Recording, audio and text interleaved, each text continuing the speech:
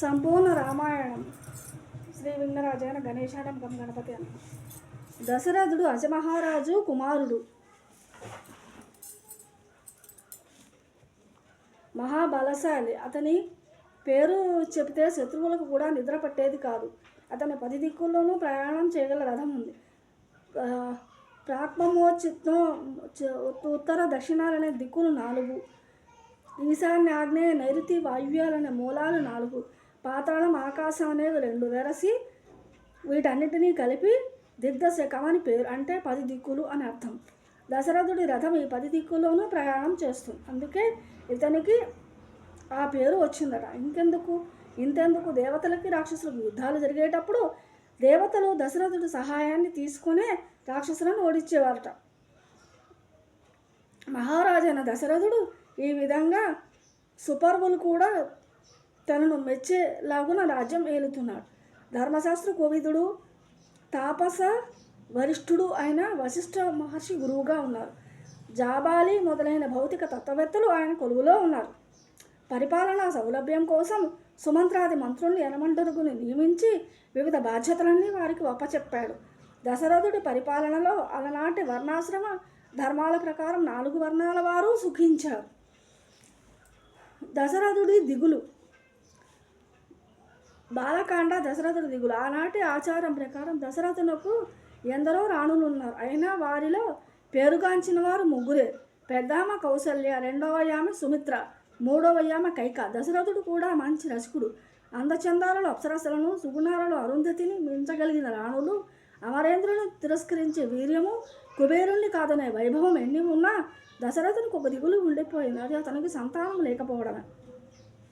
నిజానికి పట్టపురాణి అయిన కౌసల్యంతో సంతానం కలిగని కారణం చేతనే సుమిత్రను, ఆమె యందు కూడా బిడ్డలు పుట్టని కారణం చేతనే కైకను వివాహమాడాడు దశరథుడు. అయినా ఫలితం లేకపోవడం వల్ల వయసు మళ్ళీపోతూ ఉండడం వలన తనలో తానే బెంగతో కృషించిపోసాగాడు. తన వంశం తనతోటి అంతరించిపోవలసిందేనా అన్న బాధను ఆయన కలవరిపరిచింది. అమ్మా నాన్న అంటూ ముద్దుగా వచ్చి పిల్లలు తన ఒడిలో ఆడుకోకపోయాక తన జన్మం ఎందుకు, అదీగాక అపుత్రస్య గతిర్నాస్తి అన్న ఆర్యోక్తి ఉండనే ఉంది అని ఎంతో బాధపడ్డాడు. బిడ్డలు లేని పురుషుడిని లోకం పురుషుడిగా చూడదు కదా అని మదనపడ్డాడు. అనంతమైన కాలం దహించే అగ్నిలాంటి ఈ ఆవేదన తన హృదయంలోనే దాచుకుని చివరికి గురుదేవులను, ఇక్ష్వాకు వంశానికి చెందిన అత్యంత ఆప్తులు అయిన వశిష్ఠుల వారిని రావించి తన మనోవేదన ఇలా నివేదించుకున్నాడు. గురుదేవా, నాకా వయసు అయిపోతుంది. ఈ రాజ్యభారాన్ని భరించలేకపోతున్నాను. నా ఈడు వారైన మహారాజులందరూ తమ కుమారులకు పట్టాభిషేకం చేసి పాలనా యంత్రంగా బంధాల నుంచి విముక్తులై విశ్రాంతి తీసుకుంటున్నాను. అలా చేద్దామంటే నాకా బిడ్డలు లేకపోయేది. ఇక మా సూర్యవంశం గతి ఏం కాను?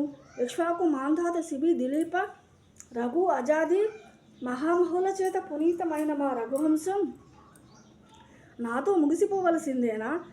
మా ఇక్ష్వాకుల చరిత్ర ఇంతటితో సమసిపోవలసిందేనా? పోనీ కులం కూలిపోతుంది, అది వదిలేద్దాం. మరి నాకు గతి? పుత్రులు లేని వారికి పున్నామ నరకం తప్పదని కదా తమ బుంట్లు సెలవిస్తారు. అయితే నాకు నరకమే కదా. నాతో పాటు నా పితృదేవతలకు కూడా పూర్వలోకాలు నశిస్తాయి. ఇక నుంచి పితృకర్మలు ఎవరు చేస్తారు?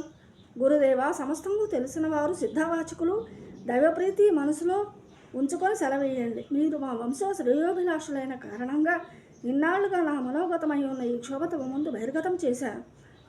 ఆశ్రిత జన కృపాకర, నాకు ఈ దిగులు తొలగే ఉపాయాన్ని దయచేయండి అంటూ లలాటంజులు పులిట బద్దులై వినయంగా అడిగిన దశరథుడిని చూసి చిరునవ్వు నవ్వి, త్రికాలి ఏదైన వశిష్ఠుడు, మహారాజా, కలిసి వచ్చే కాలం వస్తే నడిచి వచ్చే కొడుకు పుడతాడంటారు. సర్వం కాలపరమే కానీ దాన్ని తరించడం ఎవరి తరం? అట్లా అనుకుని గాల్లో దీపం పెట్టుకొని కూర్చోవడం పురుష లక్షణం కాదు కదా. మానవ యత్నంగా నేను ఒక యజ్ఞం చెప్తాను, అది చెయ్యి అన్నాడు. తమ దయ అని దశరథుడు అంటుంటే అశ్వమేధం అని వశిష్ఠుడు సెలవిచ్చాడు. మహాప్రసాదం అన్నాడు దశరథుడు. ఋత్విజన్గా ఋషశృంగుని పిలిపించు అన్నాడు వశిష్ఠుడు. దేవర ఆజ్ఞ అని మరోసారి కృతజ్ఞతా సూచకంగా నమస్కరించి సరైనది తీరాన్ని యజ్ఞశాల నిర్మాణానికి ఆజ్ఞను జారీ చేశాడు దశరథుడు.